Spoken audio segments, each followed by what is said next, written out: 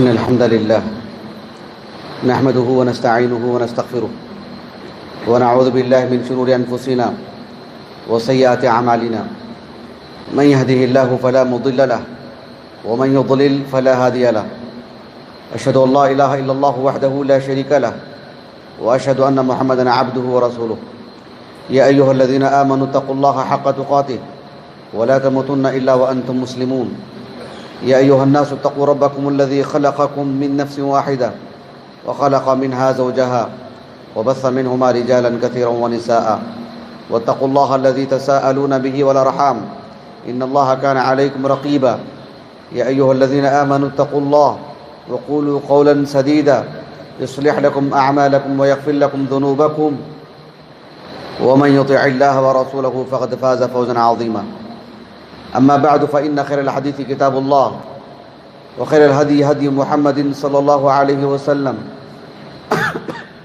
وشر الأمور محدثاتها وكل محدثة بدعة وكل بدعة ضلالة وكل ضلالة في النار.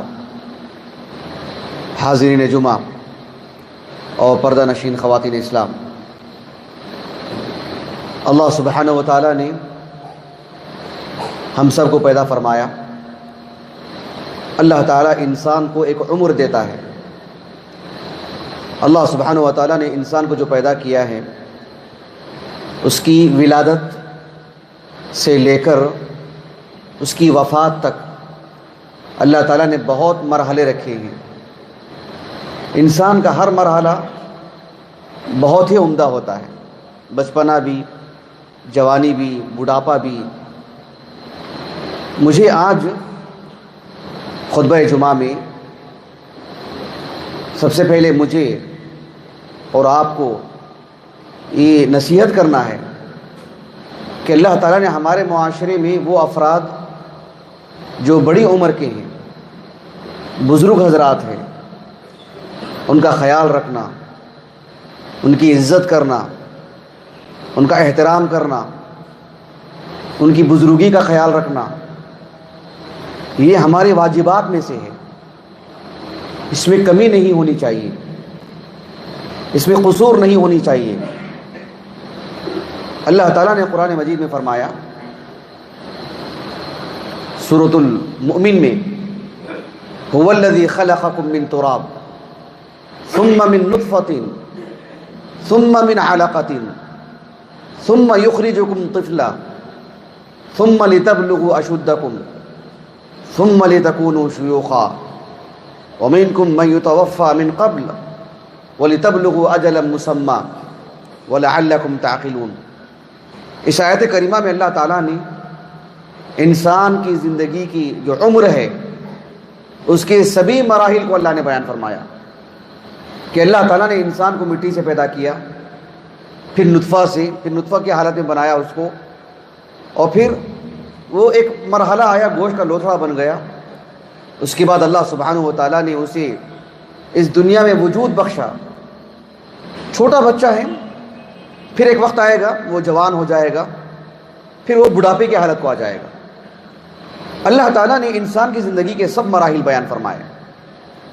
گھر میں بچے ہیں تبھی گھر اچھے لگتے ہیں، نوجوان ہیں ان کا اپنا ایک مقام ہے، بزرگ حضرات ہیں ان کا بھی اپنا ایک مقام ہے.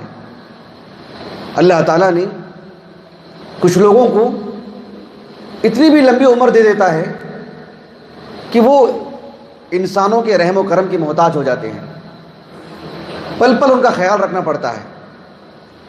اللہ رب العالمین نے بیان فرمایا سورۃ النحل میں، واللہ خلقکم ثم يتوفاکم ومنکم من يرد الى ارذل العمر لكي لا يعلم من بعد علم شيئا ان اللہ علیم قدیر. اللہ سبحانہ و تعالیٰ جس نے تمہیں پیدا کیا وہ تمہیں وفات بھی دے گا، موت بھی دے گا. اور جو انسان کی زندگی ہے جو بڑھاپے کی حالت ہوتی ہے، کچھ لوگ تو اس سے بھی آگے نکل جاتے ہیں، جو بہت ہی بری عمر ہے وہ انسان کو پریشان کر کے رکھ دیتی ہے. لیکن اللہ تعالیٰ کی حکمت ہے جس کو جتنی عمر عطا کرنا ہے عطا کرتا ہے.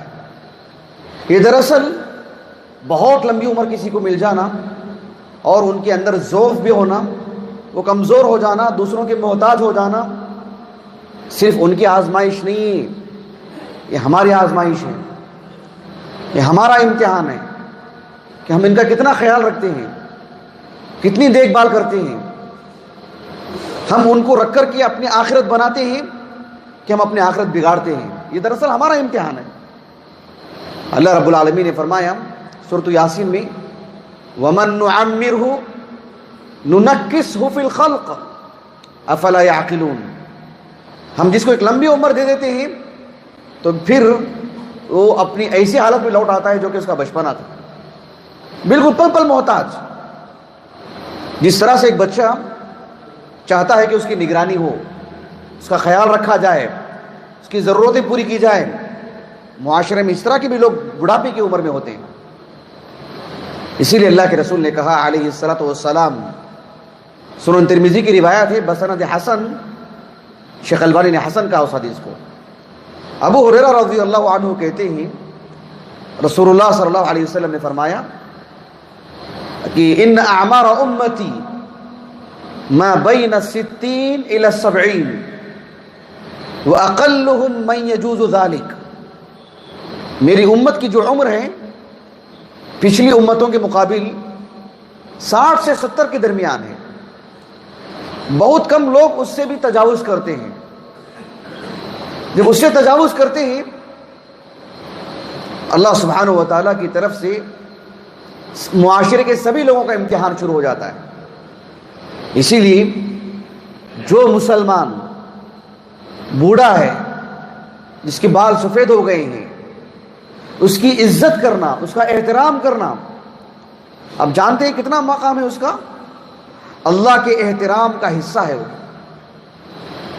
ایک حدیث کی کتاب ہے سنن ابی داؤد، اس میں ایک کتاب ہے کتاب الادب.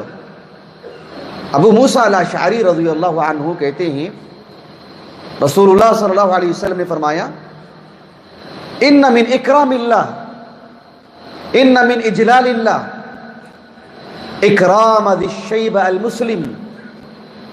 اللہ سبحانہ و تعالیٰ کی عزت، اللہ سبحانہ و تعالیٰ کا احترام، اس کا ایک حصہ یہ بھی ہے کہ جو بوڑھا مسلمان ہے اس کی عزت کی جائے، اس کا احترام کیا جائے.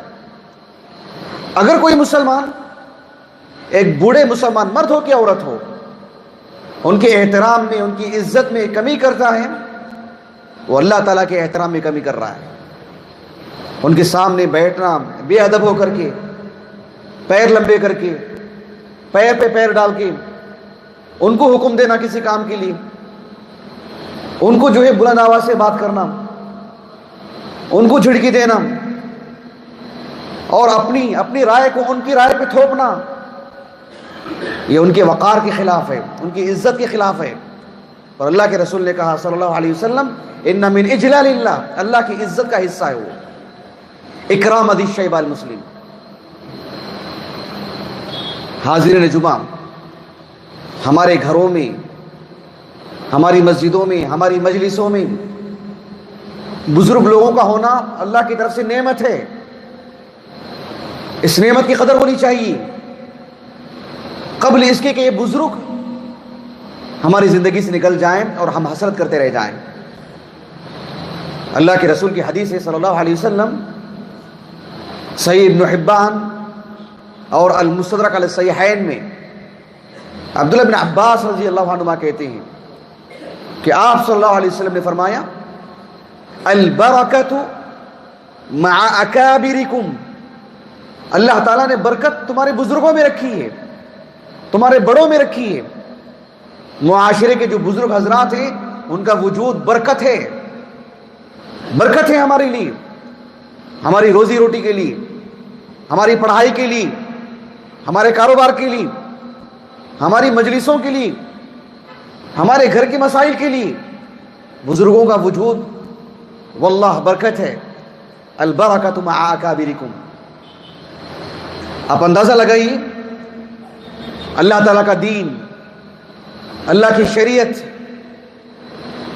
اللہ رب العالمین نے اس شریعت میں جو بھی حکم نازل کیا، نماز کا ہو، روزے کا ہو، حج کا ہو، اللہ تعالیٰ نے معاشرے کے بزرگ مسلمانوں کا پورا خیال رکھا، بہت خیال رکھا گیا۔ آپ کو معلوم ہونا چاہیے، ایک حدیث مبارکہ ہے جو صحیح بخاری کی ہے، جابر ابن عبداللہ الانصاری رضی اللہ عنہ وہ کہتے ہیں کہ آپ علیہ السلام معاذ ابن جبل رضی اللہ عنہ وہ بنو سلمہ میں امامت کرتے تھے۔ بنو سلمہ ایک علاقہ ہے جو آج مسجد قبلتین وغیرہ ہے، وہاں وہ امامت کرتے تھے، وہی علاقہ تھا ان کا۔ اللہ کے رسول کے پیچھے نماز پڑھتے مدینے میں، مسجد نبوی میں، پھر بنو سلمہ جاتے، اپنی قوم کی امامت کرتے، عشاء کی نماز میں لمبی لمبی سورتیں پڑھاتے تھے۔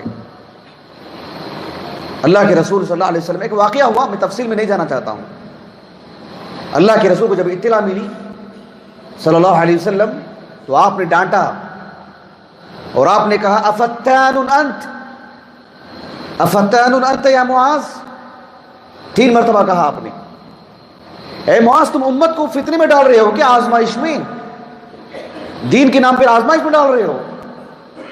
اس کے بعد نصیحت کی اللہ کے رسول نے صلی اللہ علیہ وسلم، آپ نے فرمایا فلولا صلیت بسبح اسم ربک الاعلی والشمس وضحاها واللیل اذا یغشی، کتنا اچھا ہوتا کہ تم سبح اسم ربک الاعلی والشمس وضحاها واللیل اذا یغشی اس طرح کی صورتیں پڑھاتے عشاء میں، لمبی لمبی صورتیں پڑھا کر تم امت کو فتنے میں ڈال رہے ہو۔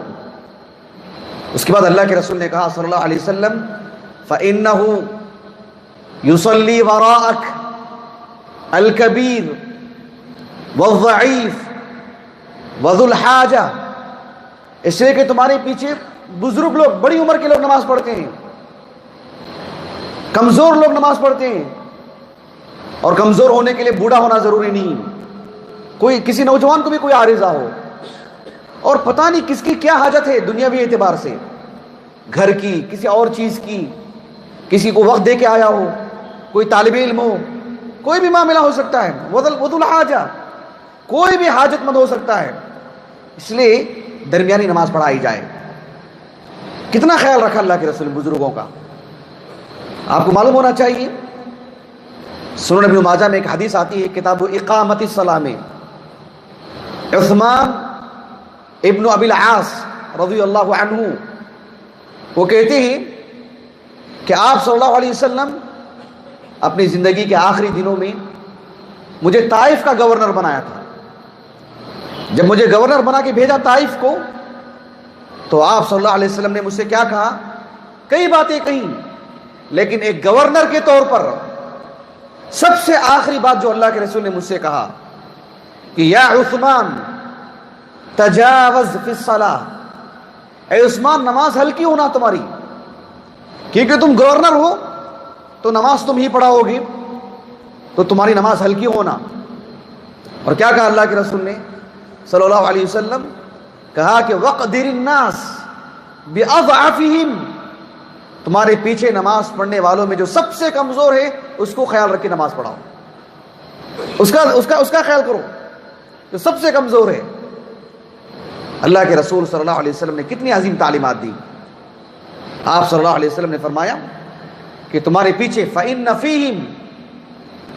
فِيهِمْ الْكَبِيرُ وَالصَّغِيرُ وَالسَّقِيمُ وَالْبَعِيدُ وَذَا الْحَاجَةِ، آپ صلی اللہ علیہ وسلم نے فرمایا کہ تمہارے پیچھے بزرگ لوگ ہوتے ہیں، بڑی عمر کے لوگ، چھوٹے بھی ہوتے ہیں، چھوٹے بچے بھی آ جاتے ہیں، بیمار لوگ بھی رہتے ہیں، اتنی بیماری رہتی ہے کہ وہ نماز کو آ سکتے ہیں جماعت میں اور وہ آ جاتے ہیں، تو ان کا بھی خیال رکھا جائے۔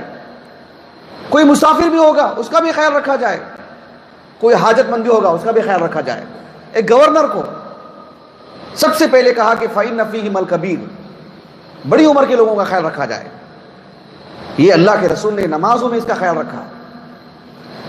رمضان کے روزوں کی بات لیجیے آپ، اللہ تعالیٰ نے قرآن مجید میں فرمایا یا ایھا الذین آمنوا کتب علیکم الصیام کما کتب علی الذین من قبلکم لعلکم تتقون ایاما معدودات فمن کان منکم مریضا او علی سفر فعدۃ من ایام اخر. اللہ سبحانہ و تعالیٰ نے فرمایا کہ رمضان کے جو روزے ہیں جو فرض کیے گئے ہیں اور اس کے مقررہ وقت ہیں. کوئی شخص بیمار ہے, کوئی شخص سفر میں ہے, وہ ان دنوں کے روزے آنے والے دنوں میں رکھ لے, جو سفر کی وجہ سے, بیماری کی وجہ سے اس مہینے میں نہیں رکھ پائے. اس کے بعد اللہ رب العالمین نے فرمایا کہ جو رمضان کے روزے رکھنے کی طاقت رکھتے ہیں پھر بھی وہ کسی مسکین کو کھلا دیتے ہیں تو ان کے لیے جائز ہے. یہ شروع میں تھا قانون, شروع میں حکم تھا یہ. اس کے بعد اللہ نے کہا فمن شہد منکم الشہر فلیصم.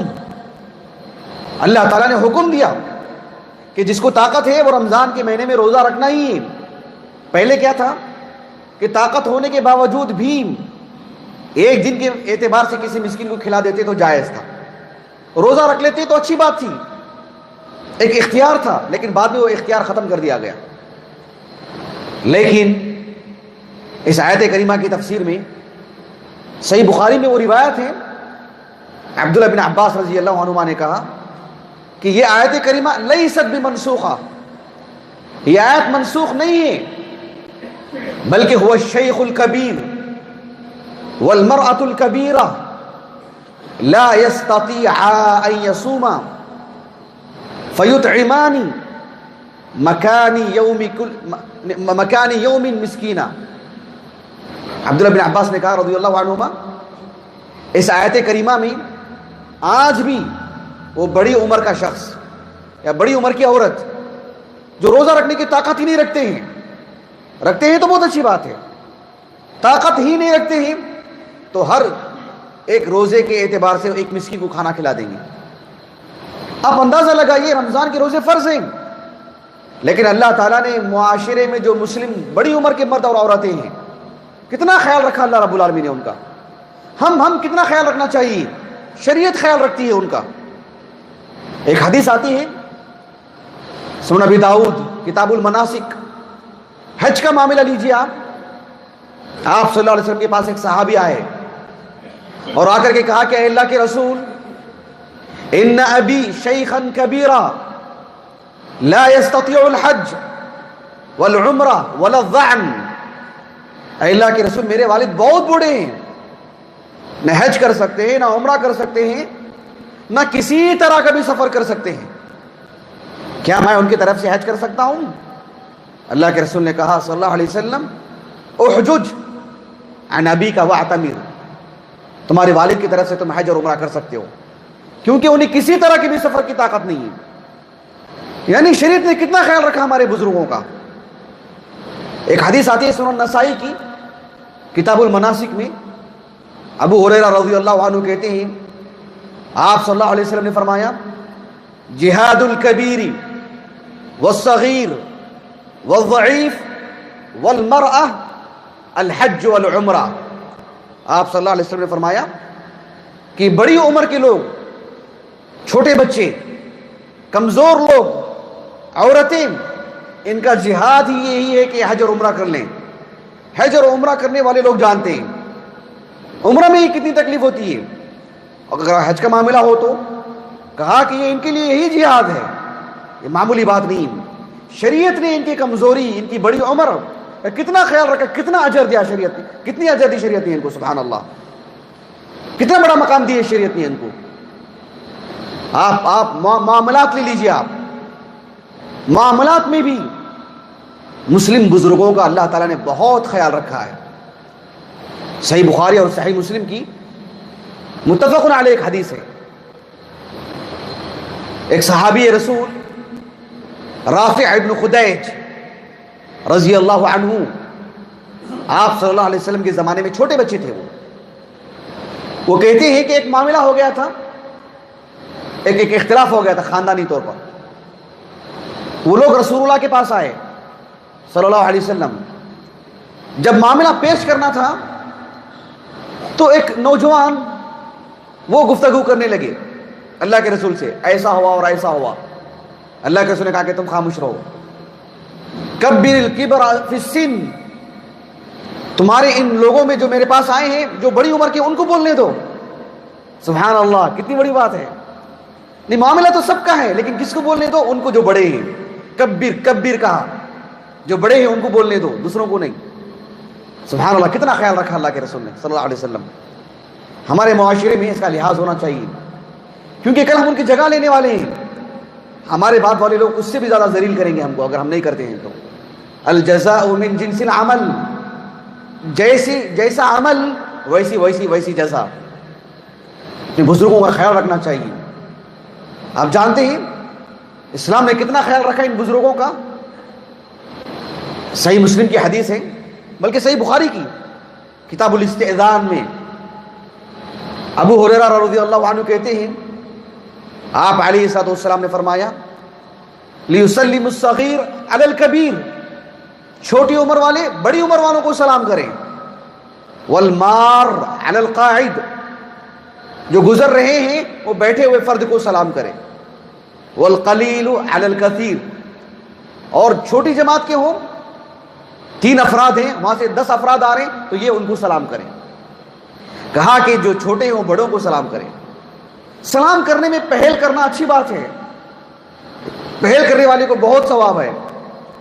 پہل کرنے والا اچھا انسان ہے، اچھا مسلمان ہے، متواضع ہے. رسول اللہ صلی اللہ علیہ وسلم چھوٹوں کو بھی بڑھ کے سلام کرتے تھے، لیکن اسلام نے سکھایا کیا؟ اسلام نے حق کیا دیا؟ کہا کہ تم چھوٹے بڑوں کو سلام کرو. یہ معمولی بات نہیں. میں اپنی بات کو ختم کر رہا ہوں، آخری میں ایک بات کہہ دیتا ہوں. آپ غور کیجئے، جو معاشرے میں بزرگ لوگ ہیں، جو بڑے لوگ ہیں، جنت میں بھی ان کا بہت بڑا مقام، جنت میں بھی ان کے لیے اعزاز. ایک حدیث ہے، آپ نے سنا ہوگا، سنن ترمذی اور سنن ابن ماجہ کی معروف حدیث ہے. عبداللہ بن عمر اس حدیث کے راوی ہیں، ابو سعید الخدری بھی اس کی حدیث کے راوی ہیں رضی اللہ عنہ اجمعین، کہ آپ صلی اللہ علیہ وسلم نے فرمایا ان الحسن والحسین سیدا شباب اہل الجنہ، کہ حسن اور حسین جنت کے نوجوانوں کے سردار ہیں. یہ حدیث حسن درجے کی ہے. لیکن آپ کے اندر ایک سوال آنا چاہیے، آپ کے اندر ایک سوال پیدا ہونا چاہیے، جنت میں کوئی بوڑھا بھی ہوگا کیا؟ نہیں نا، جنت میں سب نوجوان ہی ہوں گے. تو اس حدیث کا کیا معنی؟ جنت کے نوجوانوں کے سردار، کیا وہاں بوڑھے بھی ہوں گے کیا؟ وہ مطلب نہیں. مطلب یہ ہے کہ اس دنیا میں جو مسلمان جوانی کی حالت میں انتقال کیا ہے ان کے سردار حسن حسین ہوں گے. تو جو مسلمان یہاں بڑھاپے کی حالت میں انتقال ہوا ہے اس کے سردار کون ہوں گے؟ اللہ کے رسول کی ایک حدیث ہے صلی اللہ علیہ وسلم، سنن ترمذی اور سنن ابن ماجہ میں. علی بن ابی طالب اس حدیث کے راوی ہیں. وہ کہتے ہیں کہ آپ علیہ السلام مسجد میں بیٹھے ہوئے تھے، مسجد نبوی میں، میں بھی بیٹھا ہوا تھا. اچانک وہاں سے ابو بکر عمر آئے. اللہ کے رسول نے کہا صلی اللہ علیہ وسلم ہذانی سیدانی کہول اہل الجنہ، یہ دونوں جنت کے وہ لوگ جو یہاں بڑی عمر میں انتقال ہوئے ہیں، بڑھاپے کی حالت میں انتقال ہوئے ہیں، وہ سارے مسلمانوں کے سردار یہ ہوں گے ابو بکر و عمر. من الاولین الی الاخرین، آدم سے لے کر قیامت تک کے لیے، الا النبیین والمرسلین، سوائے انبیاء اور رسولوں کو چھوڑ کر جتنے بھی مسلمان رہے ہیں اور جو بڑی عمر کی حالت میں انتقال ہوئے ہیں ان سب کے سردار ابو بکر و عمر. حسن حسین نہیں، حسن حسین صرف ان کے جو جوانی کی حالت میں انتقال ہو گئے. اور دنیا میں اکثر لوگ بڑھاپے کی حالت میں انتقال ہوتے ہیں اور وہ بڑی تعداد میں ہوں گے اور ان کے سردار ابو بکر و عمر ہوں گے. حسن اور حسین وہ بھی جوانی کی حالت میں انتقال نہیں ہوئے، وہ بھی بڑھاپے کی حالت میں انتقال ہوئے اور ان کے بھی سردار ابو بکر عمر ہوں گے. علی کے بھی سردار ابو بکر عمر ہوں گے کیونکہ وہ بھی بڑھاپے کی حالت میں انتقال ہوئے. سبحان اللہ. تو ہمارے معاشرے کے جو بزرگ افراد ہیں اللہ نے ہر معاملے میں انہیں فوقیت دی، انہیں بڑا ہی رکھا، انہیں اعزاز بخشا. اس لیے ضرورت ہے، ہر گھر میں بزرگ افراد ہیں، مرد بھی ہیں عورتیں بھی ہیں، مسجد میں آتے ہیں، مجلسوں میں آتے ہیں، معاشرے کے کئی مسائل ہیں، ان سب میں بزرگوں کو سامنے رکھنا، ان سے تجربہ لینا، ان کے تجربے سے فائدہ اٹھانا، ان سے رائے مشورہ کرنا۔ ہاں اگر وہ اس میدان کے نہیں ہیں تو کم از کم اگر آپ بہتر سمجھتے ہیں انہیں ایک خبر دینا، انہیں ایک اطلاع کرنا، ان کی ایک دعا لینا، ان سے ایک مشورہ کرنا، یہ معاشرے کے اندر تقریباً ختم ہونے جا رہی ہے۔ ہمیں اعتماد ہے ہماری ڈگری پر، ہماری صلاحیتوں پر، ہمارے اپنے پیسوں پر، یہ بھی غلط نہیں۔ انسان کو اعتماد ہونا چاہیے اپنی صلاحیتوں پر، اپنے پیسوں پر بھی اعتماد ہونا چاہیے، وہ بھی غلط نہیں ہے، لیکن اللہ پر جو توکل ہونا چاہیے، اللہ سے جو لو لگانا چاہیے، بالکل ویسے ہی اللہ سبحانہ و تعالیٰ نے ان کو جو مقام عطا کیا، معاشرے میں جو بڑے لوگ ہیں ان سے ایک مشورہ، ایک خبر یہ ہونا چاہیے۔ اللہ تعالیٰ سے دعا ہے کہ اللہ تعالیٰ ہمارے معاشرے میں جو بڑی عمر کے لوگ ہیں ہمیں ان کی عزت کرنے، ان کے مقام کو جاننے، ان کے وقار کا لحاظ رکھنے اور ان کی برتری کو محسوس کرنے کی اللہ تعالیٰ ہمیں توفیق عطا فرمائے، اللہ تعالیٰ سعادت نصیب فرمائے۔ بزرگوں کے ساتھ، بڑی عمر کے لوگوں کے ساتھ کمی کرنے، قصور ہو جانے سے اللہ تعالیٰ ہماری حفاظت فرمائے، اور ہم میں سے جس سے قصور ہوا ہے، جو کمی ہوئی ہے، اللہ تعالیٰ معاف فرمائے۔